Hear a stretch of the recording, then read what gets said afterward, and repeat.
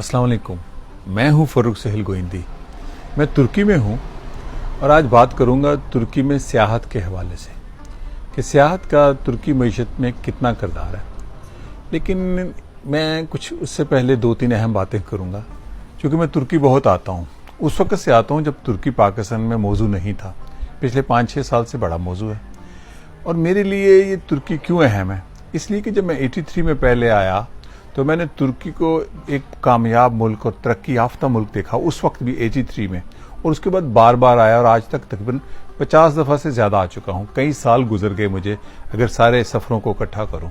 और ये मकसद सिर्फ एक था कि तुर्की मेरा सब्जेक्ट है और उन लोगों के लिए भी पैगाम है। जब मैं बात करता हूँ तुर्की पर, लिखता हूँ, कालम लिखता हूँ, किताबें लिखता हूँ, जो कि तुर्की अब मौजू है, तो मुझे अक्सर नौजवान, क्या मेरी उम्र के ख़वातीन और मर्द भी कहते हैं आई लव टर्की। तो जब मैं उनसे पूछता हूँ कि आप कहते हैं आई लव टर्की, तो उसकी रीज़न क्या है? अच्छा, मेरे पास तो रीज़न है। आई लव टर्की इसलिए कि हमारा दोस्त मुल्क है, लेकिन इसके अलावा अहम बात यह है कि तुर्की से मैं इसलिए मोहब्बत करता हूँ कि एक कामयाब कौम है, एक कामयाब रियासत है। और वो क्यों है? वो उसकी वजह सियासी निज़ाम है। आई लव टर्की इसलिए जवाब मैं देने लगा हूँ कि तुर्की एक सेकुलर रियासत है। मुसलमान बसते हैं और बड़े शानदार अच्छे मुसलमान हैं, लेकिन रियासत जो है सेकुलर है। तो अगर आप आई लव टर्की कहें तो आई लव पाकिस्तान भी क्यों ना हो जाए कि हम पाकिस्तान को तुर्की जैसा बना दें। एक तुर्की पर हम बड़ा फख्र करते हैं, इनके सदर पर, जनाब सदर तैयब अर्दवान पर। तो आज जो मैं बात करने जा रहा हूँ वो तुर्की में सियाहत के हवाले से है। 83 के बाद तुर्की में मईशत उभरने लगी, एक तरक्की याफ्ता मईशत की तरफ जाने लगा। लेट 80s में मईशत मजबूत होने की तरफ चली गई और 90s अर्ली में यहाँ पे 2 नारे थे सारी पॉलिटिकल पावर के, more democracy and strengthen the economy. और उन्होंने ये दोनों काम बड़ी कामयाबी से किए। 2002-3 के बाद बढ़ता गया और उस वक्त से सियाहत ने, तुर्की ने मेडिटेरेनियन और इस सारे रीजन में बड़ा मुकाम पाना शुरू कर दिया। 2014 में तुर्की दुनिया का 6ठा बड़ा मुल्क था जो सियाहों को अट्रैक्ट करने लगा। तकरीबन 4.5 करोड़ सयाह आए, तकरीबन 36 अरब डॉलर तुर्की की आमदन हुई। 36 अरब डॉलर कह रहा हूँ जो सयाहों के आने से हुई।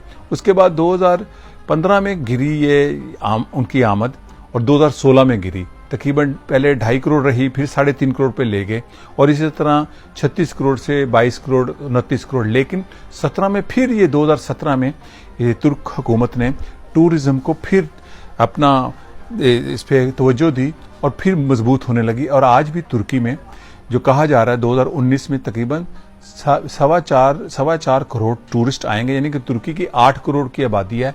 तो अपनी आबादी से आधे टूरिस्ट को ये उनकी मेज़बानी करता है। क्यों करता है? मैं आपको कुछ क्लिप दिखाऊंगा इसके बाद। ये भी आई लव टर्की, और जिसका मैंने आंसर दिया कि Turkey is a secular country, कि तुर्की की सियाहत ने भी इसलिए फरोग किया कि तुर्क अवाम को और रियासत को अपने मेहमानों का ख्याल करना है। तुर्की 3 बड़े समुद्रों के गिर्द है, बहीरा रूम, एजियन सी और ब्लैक सी।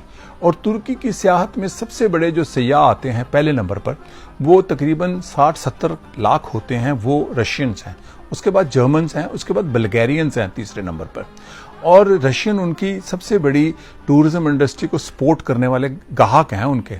और यूं तुर्की की सियाहत में जो 2 बुनियादी चीज़ें हैं वो उनके साहले समुंदर हैं।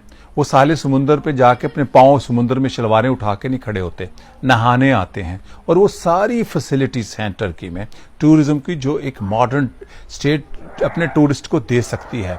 वो सारी सहूलियात टूरिस्ट यहाँ वो कोई आबादात करने नहीं आते अपने, वो साहले समुंदरों पे जाते हैं। सबसे बड़े जो टूरिस्ट हैं वो साहले समुंदरों पे, बीचेस पे जाते हैं और हर किस्म के हैं। कुछ तो ऐसे मैं आपको दिखा नहीं सकता क्योंकि मेरे मुल्क के अपने कवानीन हैं, अपने आदाब हैं।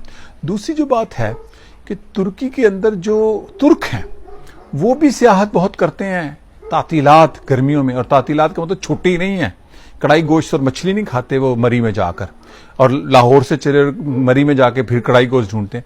वो उनका भी बीवी, बच्चे, बहन, भाई, माँ बाप साहले समुंदर पे जाते हैं। यानी कि पिछले साल 111 मिलियन टूरिस्ट प्लान किए, यानी कि तकरीबन 5-6 करोड़ लोगों ने तुर्की के अंदर सियाहत की, वो भी $2 अरब का बिजनेस है।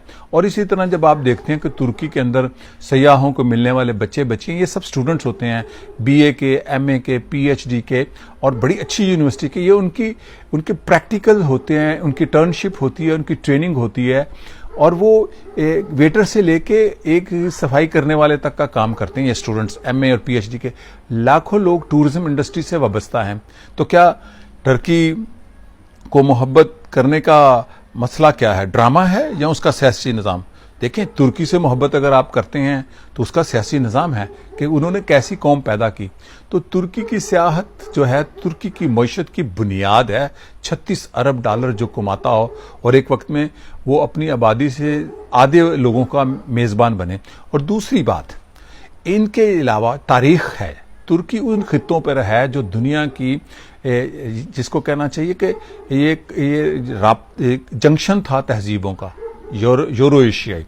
यूनानी तहजीब यहाँ पे हुई, हिटाइट्स तहजीब यहाँ पे हुई, फिनीशियंस यहाँ तक आए, ईरानियन यहाँ तक तहजीब आई, और उसके बाद रोमन, बाइजेंटीनियन, और ये सारी तहजीबें और जितनी तहजीबें हैं उनके आसारात के ये वारिस अपने आप को कहते हैं। मतलब मैं नमरूद दागी गया, एक ऐसा पहाड़ जो इराक और सीरिया के करीब है, उसके ऊपर मुजस्मे हैं, उन्होंने गिराए नहीं हैं कि मजहब की बुनियाद पर उसको गिरा दिया। वो कहते हैं ये हमारी सियाहत है, हम इसके वारिस हैं। और जो दुनिया से सयाह आते हैं साहले समंदरों के बाद, वो इन नवादरात को, आसार को, तहजीबों के खंडरात को देखने आते हैं। और तुर्क हुकूमत इन सारे खंडरात, बुतों, मुजस्मों, इन चीज़ों की बड़ी हिफाजत करती है, ऐसे जैसे कौमी असासा होता है। तो तुर्की की सियाहत का राज आई लव टर्की सेकुलरिज्म है। क्या हम पाकिस्तान को तुर्की जैसा बना सकते हैं? ये एक बड़ा सवाल है, किसी दिन बाद बात करूंगा। लेकिन आज मैं जहां बैठा हूं, इसके बिल्कुल दूसरी तरफ ये एजियन सी के किनारे बैठा हूं।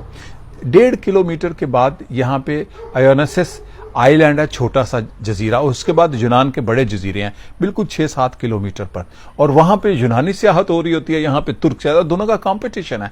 और दोनों की बड़ी रवायती एक किस्म का कॉन्फ्लिक्ट भी है तहजीबी, क्योंकि पहले ये यूनान का सारा खित्ता इन्हीं खित्तों पे था जहां पर मैं आज बैठा हूं।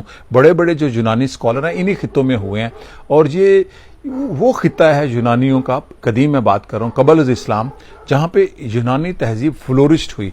तो ये सारी तहजीबों को अपना कहते हैं कि हम उसके वारिस हैं, और उस सारी चीज़ों को बिजनेस करते हैं। वो जो बच्चे बच्चियाँ आपको नजर आते हैं, खुश आमदीद कहते हैं, हम पाकिस्तानी बड़े खुश हो जाते हैं, वो रशियन की इससे ज़्यादा खुश आमदीद करते हैं, इसलिए कि वो बिजनेस है उनका। वो बड़े नेशनलिस्ट हैं, टर्क बहुत नेशनलिस्ट है, आप तसव्वुर नहीं कर सकते। और उनके नेशनलिज्म ने, सेकुलरिज्म ने, जैसे दूसरी साइंटिफिक यहाँ पर इंडस्ट्री ने तरक्की की, तुर्की ऑटोमोबाइल में और इलेक्ट्रॉनिक्स में बहुत तरक्की कर गया है, क्योंकि कोई चीज़ कुफर के ज़िमरे में नहीं ये डाल देते। कुफर और इस्लाम का ताल्लुक ज़ात और खुदा से है, जो कि इस्लाम का असल पैगाम है। तो सियाहत की तरक्की का राज इनका सियासी निज़ाम है। इनकी मईशत पर, उस पर जो असरात मुस्बत मुरतब होते हैं तुर्की की सियाहत पे, वो उसका निज़ाम है। और यहाँ पर तुर्क रियासत, पुलिस, टूरिज्म पुलिस, हर किस्म के अदारे उनको सपोर्ट करते हैं, और लाखों करोड़ों रुपए का बजट है। 2023 में मैंने ऐसे वीडियो देखी कि अपने पास ही कहानियां बना रहे हैं, जो तुर्की में ये हो जाएगा, वो हो जाएगा, खिलाफत बहाल हो जाएगी। यहाँ ये कोई मौजू नहीं है। 2023 में तुर्की अपनी मॉडर्न टर्की के 100 साल तकरीबात मनाने जा रहा है, जिसकी बुनियाद मुस्तफ़ा कमाल पाशा अतातुर्क ने रखी थी। और उसमें आपको पता है सबसे बड़ा एजेंडा क्या है कि 2023 में तुर्की अपने टूरिज्म के कौन से जो उनसे टारगेट्स पूरे करेगा, वो बिलियंस डॉलर्स के टारगेट्स हैं। तो आप इसके बाद मैं कुछ वीडियोज़ और क्लिप्स और तस्वीरें दिखाऊंगा। इसी के साथ इजाज़त चाहता हूँ। शुक्रिया और खुदा हाफिज़।